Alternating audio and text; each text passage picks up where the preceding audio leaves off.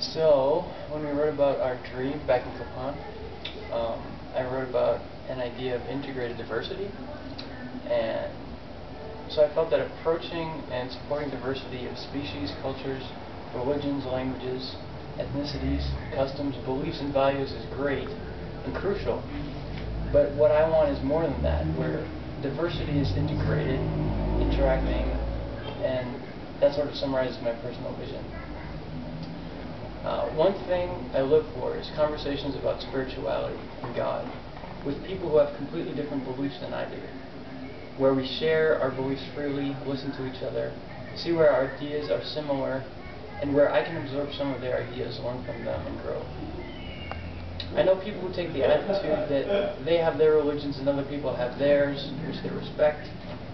Well, I appreciate that stance, which is so much better than the mentality of my beliefs are right and you need to adopt them.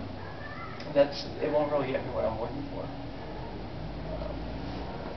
So what I crave is really going beyond just tolerance and respect and diversity. And I found those kinds of conversations in this trip in a stronger form than I've ever experienced before. And I've experienced diversity interacting of all other kinds on this trip like never before as well. Interaction of languages, ethnicities, cultures, customs, values. I've lived in neighborhoods where people are really integrated and they know their neighbor, which is new to me. I've spent time living with people in and off of the rainforest. And I've absorbed some or all of those things into myself, and I'm taking them home. So yesterday I realized that the strongest experience of integrated diversity I've had on this trip is us. Because we're really different people. And we've been living here together for 3 months, learning together and working together and living together.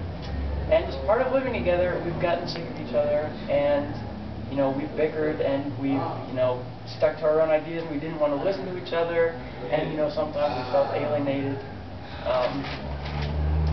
or we hurt each other, or sometimes we just couldn't stand each other. And to all that I say good, because in my experience those are the signs of an awesome community in every case I've seen.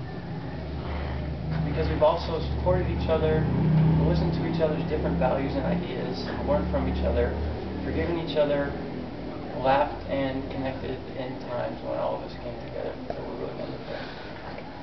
And what connects us all most is the concern we share for the world, for the future, and the drive that we have to do something about it. That's what brought us together. But after 3 months with everything that's happened since January 25th, that means so much more to me now than it like ever could have been. And it has been really amazing to be with people like you who are so concerned about and passionate. So while we learn about living in communities and learn how to live in communities well, about listening to each other, and remembering that we don't need ideologies and we don't need to completely agree, and sometimes just tolerating each other is important, and we need to take space for ourselves. While we learn about all of those things, we should always remember that the world doesn't need perfect communities or communities that try to be perfect. It needs communities that act, and communities that stick together in spite of a lot of things and continue to work together. And we have done a lot of awesome work together on this trip. I just like to think about that, like all of you. So in the past week I've been thinking about the idea of deaths and life in the sense of things ending. And those things are new beginnings, and that's awesome, but they're also sad. And I'm never going to be here with all of you guys again, or in any of the places where we've been together, in my life. And so we're all going back to our separate lives, and we're going to do our work for the world in our individual ways. And the thought of not seeing you guys makes me feel a little lonely. And so, if you ever guys feel that way, I want you to listen to this.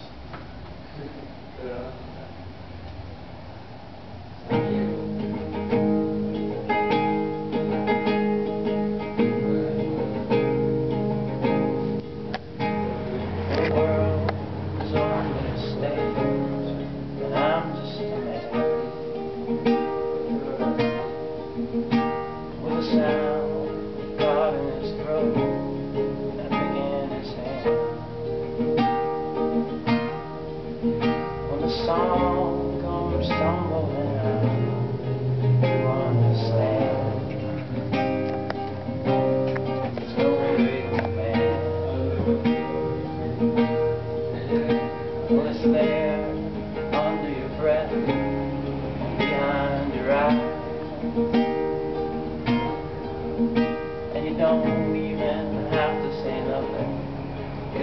realize that everything somehow in some way eventually dies. It's life in disguise. It's your room and your board and your fireside. It's a shell that's been washed by a million tides. And if you're there, you can see just how bright it shines. One day there's nobody left in your heart, left in your head. When the whole world is packed up in shadow and left you for dead. When you can't fake a smile and you just can't get out of your bed. When the people you left turn till you're looking so hungry and bare, and you were the one who had left them there, and all I can do is just stare at my hands and whisper your names, Jonathan, Amber, Amanda, and Ross, Walker, William, Melissa, where you are. Jonathan, Amber, and Ross, Walker, William, Melissa, where you are. Whoa, whoa.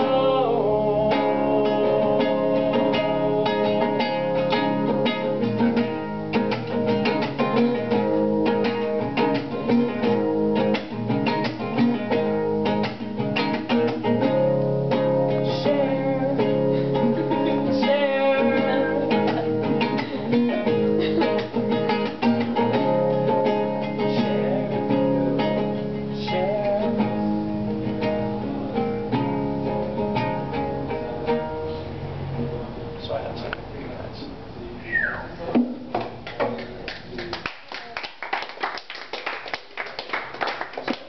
I think these impact me. And I want to thank you guys for sharing yourselves and your values and your ideas and your beliefs with me. And I've made them part of me, and I'm going to take them.